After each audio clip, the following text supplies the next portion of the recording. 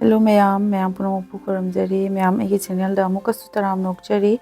ngasi su anoba video mu puraga lakjare ngasi video se ma'am ubirangani ko akhoi lafu gi sinju akhoi meitei singa su sinju ai pose yam pamnai ko ai samak su yam satina pami aduna akhoi chingi lafu macha macha do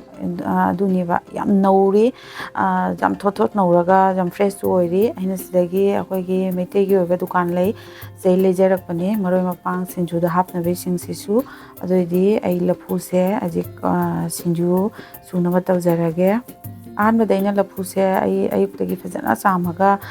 isinga loina kanghallaga thamjarabani adoi matungda mathakki maigi maku se ai maka di lauthok jararoi lafu se amna pikpani na ko duna mathakki sita hefetang khoktok jarage aduga mugeng winarasi ma'am लफू से सोब हौगचरेको अदो लफू लफू अखोगी जैसागी सिंजू सोबसे अखोगी थांग फरदी सिंजू सोबसे नुआइबनिको ma'am अदुना आइगी थांग सिसु याम थौवे अदुना सिंजू सोबसे साथिना नुआइको अदैदी लफू सिसु यामना थोथो नौरेबको अदुना सोबदा जाम नुआइगरे केनो तौबा मतमगा याम चंगहौद्रेबको आइगिसे अदो मैम सोइजरगे सोइलोरगा मो केंबिनारसी मैम नुसीबीदुना आइगी चैनल से अनौबा होजबनी मैम लाइक शेयर सब्सक्राइब तौबा काउबिगनो अदुगा शेयर सु तौबियो वीडियो अदुगा सपोर्ट तौबा सु काउबिगनो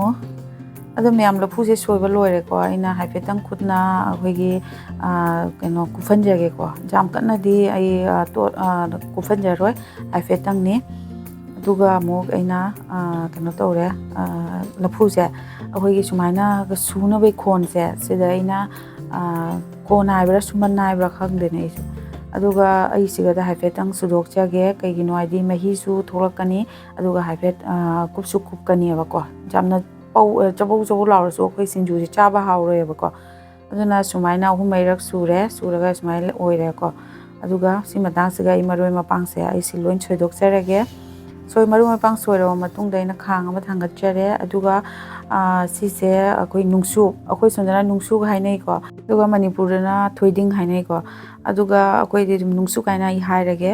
अदुगा नुंगसु से इन ngौरगा लौथा आइदि प्लेट अमा थमजारे इंगल लेनी अदुगा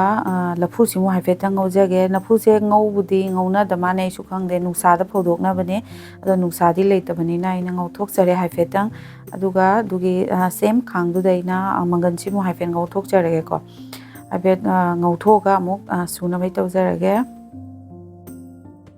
दो आइना सुमाइना सुनबै सि हापचनजरे को सिसु आइना सुजारे साइडता अदुगा हजिकी आइना लफु ngौरा थमदो अदुसु पुरा इंगे को इंगबनिना मरोय मपांग सो लोइन सोइजरे अदुगा सिंजु से तोतनबै अमुक तौरसी आइगी मरोय मपांग से खरा तौना लोइना सुइ को फकपाइ तोनिंगोक मयांग तोन अवाफदिगोम सु खरा यावरे फदिगोम तिलौ से लुमाइ तौरगा आइना लोइन सुरे अदुगा मोरok अकंगबा नीमा लौजरे अदुगा आई ngaरी सु चांगदा लौरे थुम खरा हापगा हाना फचना आई मोरok से केनो तोचागिगे अदुइ मतुंगदा आई डायरेक्ट लफु से तोसनजरोय को अखोइगी आइना से सोइरिबा केनो से तिलौ से हाना फचना मोरok थुम मोरok से गाई तोसनजगे अदुइ मतुंगदा आई सिंजु से तोतनबा तौगे सिंजु से तोटपा हौजरे को मैम लफुनीना यामना दि तोटलोय को मासे खांगदा मही द चुथोलगा मही थोलकपै चांस लै अदुना याम कन्ना दि तोचररोय दो मैम तोटपसु लोइरे को सिगी मतंग सिदाई ngसाइगी नुंगसुक असुबा अदुगा कैनो अखोइ मंगन असुबा सिसे हापचलगे फजना मुक तोटलगे को मैम मंगनने अदैदी थोइदिंग असुबा सिने दो मैम बेसन दि हापचदरे आइना मंगन असुबा हापबनिना तोटपा लोइरे को मैम दुगा आइना पापड़ खरा ngौरा थमजे को साइडता पापड़ सिसु असुम अखोइगी चाबैगी मतम सिदा असुम अखोइ थुगाइरगा हापचनबा सिसु मैम हाउबनी दो साइडता सुइना खरा थम्मे होरन चानिंगागा सुम लौरा चानबे आइना अदुगा आइना पापड़ से खरा थुगाइरगा हापचल्ले अदुइ मतुंगदा आइना मैम मंगन सु खरा अखोइगी क्रेम लाउबदो अदुदो चाबदा सिंजुगा हाउबनेबा अदुसु आइना खरा ngौरगा थमजाहौरे अदुसु हापचरे मैम मैम ngasiगी वीडियो से मतंग से लोइरे मैम हाउगदो मानबरा हाइबिरमो मथंग दसु अनो वीडियो मैम पुरागा लाके ngasiगी ओनदि मैम बाय बाय।